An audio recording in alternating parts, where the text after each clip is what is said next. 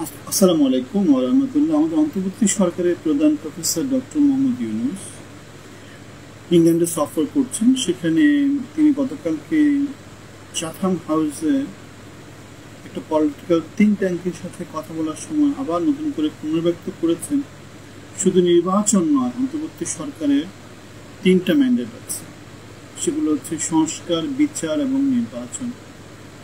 আমরা দেখতে পাচ্ছি আমাদের বাংলাদেশ জাতীয়তাবাদী দল বা অন্যান্য রাজনৈতিক দল নির্বাচন প্রশ্নে যেভাবে ইউনূস সরকারের উপরে চাপ দিচ্ছে, ইউনূস সরকার তাদের ম্যান্ডেটের কথা ভুলে যায়নি। তারা এখনো সংস্কারের কথা চালু রেখেছে, এখনো বিচারের কথা চালু রেখেছে এবং নির্বাচনের কথাও তারা বলে যাচ্ছে।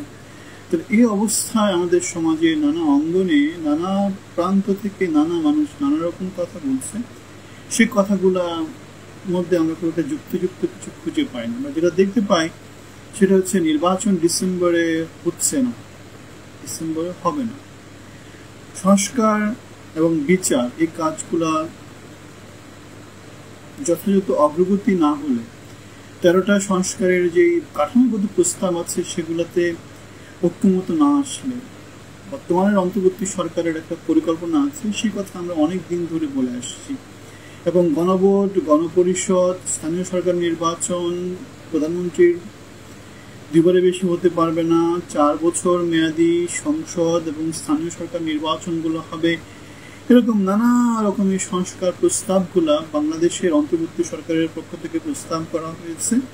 রাজনৈতিক দল হিসাবে বৃহৎ রাজনৈতিক দল বিএনপি সেই ব্যাপারে এখনো ঐক্যমত পোষণ করেনি এবং তারই পরিপ্রেক্ষিতে অন্তর্বর্তী সরকারের প্রধান প্রফেসর ডক্টর মোহাম্মদ ইউনূস জনাব তারেক রহমানের সাথে লন্ডনে আগামীকালকে 9টা থেকে 11টা 2 ঘন্টার একটা দীর্ঘ মিটিং আয়োজন করা হয়েছে, যেখানে অন্য কেউ থাকবে না, একান্তে মিটিং করবেন। সেখানে এখন দেখার বিষয় বাংলাদেশের ভাগ্য কিভাবে নির্ধারিত হয়।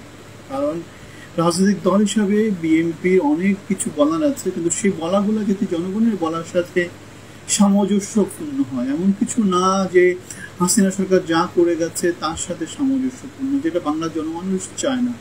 যেমন মনে হয় সংস্কার প্রস্তাবগুলো একটা প্রস্তাব ছিল রাজনৈতিক দল, সংসদ নেতা এবং সরকার প্রধান এক ব্যক্তি হতে পারবে না, দলের মধ্যে গণতান্ত্রিক চর্চা করতে হবে।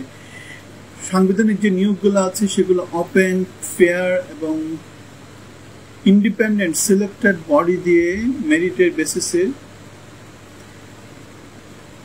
পদায়িত করতে হবে। এরকম অনেক সুন্দর সুন্দর প্রস্তাবগুলো ডক্টর মোহাম্মদ ইউনূসের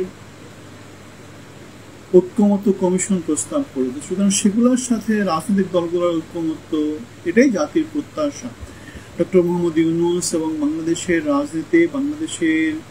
রাজনীতি যারা করেন সবাই বাংলাদেশকে উন্নয়নের পথে নিয়ে যাক, সংস্কারের পথে নিয়ে যাক, গঠনমূলক রাজনীতির পথে নিয়ে যাক, সেটাই আমাদের চাওয়া। আমরা একটা ব্যানারের কথা বলি, মানবিক বাংলাদেশ, জনগণের বাংলাদেশ। আমাদের সাথে আপনাদের অংশী হওয়ার জন্য আমন্ত্রণ জানাচ্ছি।